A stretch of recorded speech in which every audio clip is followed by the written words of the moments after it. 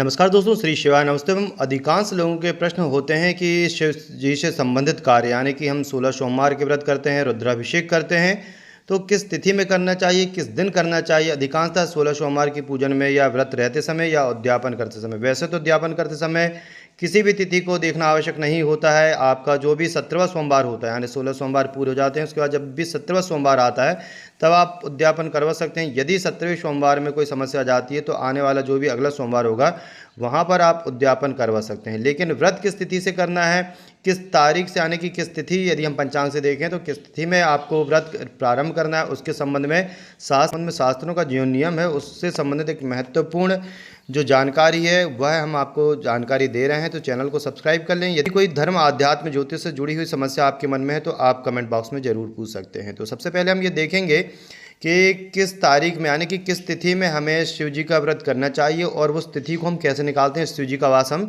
कैसे देखते हैं। तो यहाँ पर आप देख सकते हैं कि शास्त्रों में सिद्धांत है कि तिथि को दूना करके, जैसे कि आज मान के चलें कि पंचमी तिथि है तो उसे दूना कर लें, तो पंचमी तिथि को यहाँ दूना करेंगे तो वो हो जाएंगे 5 दूनी 10, और उसको दूना करके उसमें 5 जोड़ें तो 10 में यदि हम 5 जोड़ें तो वो हो जाएंगे 15, और 15 जब होंगे तो उसमें 7 का भाग देवें, तो 7 का भाग यदि हम देंगे तो 15 में 7 दूनी 14 और बचेगा 1।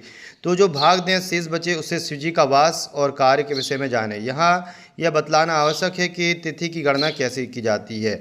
तो यहाँ पर दो चीज़ें हैं। सबसे पहले तो ये हम देखेंगे कि वास कहाँ होता है और तिथि कैसे होती है। तो सोचते हैं कि तिथि तो 1 से 15 होती है, लेकिन यह भ्रम है। तिथि हमेशा 30 होती हैं। इनकी गणना शुक्ल पक्ष की प्रतिपदा से अमावस्या तक होती है। तो यह भी हम आपको प्रमाण बताएंगे। वीडियो को अंत तक जरूर देखें, चैनल को सब्सक्राइब कर लें और अपने इष्ट मित्रों को भी यह शेयर जरूर कर दें, जिससे कि उन्हें भी जानकारी हो कि जब भी हमें 16 सोमवार रखना है तो किस प्रकार हमें किस तिथि से रखना है। और यदि ज्योतिष से संबंधित कोई प्रश्न है, कुंडली मिलान से संबंधित है, तो भी आप कमेंट बॉक्स में पूछ सकते हैं। तो हम देख लेते हैं कि किस जो शेष बचता है उस दिन शिव जी का वास कहाँ पर होता है।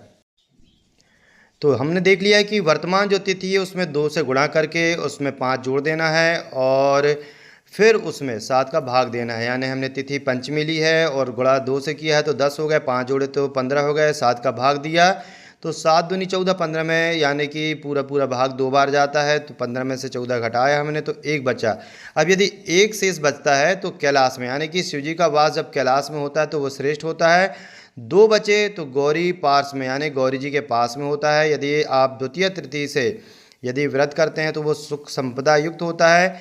3 बचे तो वृषारूढ़, यानी कि बेल पर सवार होते हैं, अभिष्ट सिद्धि की प्राप्त होती है। यदि आपने तिथि के गुणांक में और 5 जोड़ने पर यदि भाग दिया और 4 शेष बचे तो वो सभा के मध्य में होते हैं और वो अच्छा फल नहीं देते, यानी कि संतापकारी होता है। तो 4 बचे शेष, यदि मान लो आपने भाग दिया और यदि उस तिथि के दिन 4 शेष बच रहे हैं तो उस समय भी नहीं करना चाहिए, क्योंकि वो संतापकारी होता है। यदि शेष 5 बच रहे हैं तो भी नहीं करना चाहिए, क्योंकि वहाँ पर शिव जी का वास भोजन में होता है और ये पीड़ा।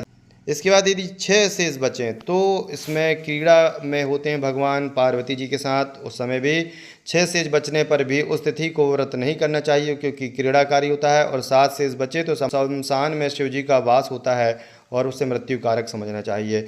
तो यहाँ पर आप देख सकते हैं कि चतुर्थी, तो आप यहाँ पर देख सकते हैं कि यदि शेष 4 बच रहा है, 5 बच रहा है, 6 बच रहा है या 7 बच रहा है, तो ऐसी तिथियों पर यदि आप निकालें और यदि 4, 5, 6, 7 बचे तो इन तिथियों को आपको छोड़ देना चाहिए, जहाँ पर कि 4, 5, 6 और 7 बचे। बाकी 1, 2 और 3 में जो है वो श्रेष्ठ रहता है। इस प्रकार हम निकाल सकते हैं। महत्वपूर्ण बात ध्यान देने की यह है कि तिथि का जो है वो कैसे करें, कि तिथि कब से कब तक गिनना चाहिए। तो तिथि को हमेशा प्रतिपदा के दिन से गिनना चाहिए और अमावस्या तक के, और अमावस्या की तिथि को 30 माना जाता है, यानी कि पूर्णिमा तिथि को 15 माना जाता है। इसे आप कैलेंडर में देख सकते हैं। कैलेंडर में किस प्रकार देखेंगे वो भी हम आपको बता दें। और यहाँ पर आप देख सकते हैं कि जैसे ही आप अपना कैलेंडर देखेंगे तो आप भले ही यहाँ पर तिथियाँ जो है पूर्णिमा पे आप देख सकते हैं कि 15 लिखा हुआ है, और फिर जो है 15 के बाद जो है वो आएगी तिथि 16, भला ही वहाँ 1 लिखा हो लेकिन आपको 16 देखना है, 16 मानना है, फिर 17 मानना है। और यहाँ पर आप देख सकते हैं कि अमावस्या में जो लिखा हुआ है 30, या तो आप 15 में वो प्लस करके चल सकते हैं उन तिथियों को जो लिखा हुआ है आप, या फिर गणना ऐसा कर सकते हैं कि 15 के बाद आप पूर्णिमा जो देख रहे हैं उसके बाद 16, 17, 18, 19, 20, 21, 22 से लेकर के आप यहाँ 30 तक, यानी कि अमावस्या की जो तिथि होगी वो 30 होगी, यानी कि आपको हमेशा ध्यान रखना है कि अमावस्या को 30 मानना है। और प्रतिपदा से, यानी कि जो शुक्ल पक्ष की प्रतिपदा होती है, वहाँ से आपको एक तिथि एक गिनना है। इस प्रकार आप तिथियों की गणना कर लें। जैसे कि आप अमावस्या को निकालें और अमावस्या के अगला सोमवार जो है वो प्रतिपदा को पड़ेगा, यानी कि तिथि होगी एकम। एक तिथि में आप 2 का गुणा करें, उसको दोगुना करें तो 1 दूनी 2 हो जाएगा। उसमें जब 5 जोड़ेंगे तो 7 हो जाएगा, और 7 में जब हम 7 का भाग देंगे तो शून्य हो जाएगा। तो जब शून्य बचे तब भी जो है शिव जी का जो वास होता है वो शमशान में होता है, तब भी यानी शून्य के समय भी भगवान का अभिषेक या भगवान का 16 सोमवार का व्रत प्रारंभ नहीं करना चाहिए। आप पूजन कर सकते हैं। कुछ लोग जो हैं वो अभिषेक में भी इन चीज़ों को देखते हैं, लेकिन अभिषेक करते समय इन चीज़ों का ध्यान नहीं रखना चाहिए। यदि फिर भी आप यदि इस प्रकार गणना करके अभिषेक करते हैं तो उसकी भी उत्तम फल की प्राप्ति होती है। 16 सोमवार के व्रत को प्रारंभ करते समय इन तिथियों का और इस प्रकार निकाले गए समय का शेष जो होते हैं उनका ध्यान रखना चाहिए, जिससे कि आपको उत्तम फल की प्राप्ति होती है और आपकी समस्त मनोकामनाएं पूर्ण होती हैं। किसी प्रकार का कोई प्रश्न आपके मन में हो अध्यात्म ज्योतिष से, कुंडली वास्तु से संबंधित, तो कमेंट बॉक्स में जरूर पूछें। आपके प्रश्न का उत्तर अवश्य दिया जाएगा। श्री कृष्णाय नमस्तुभ्यम।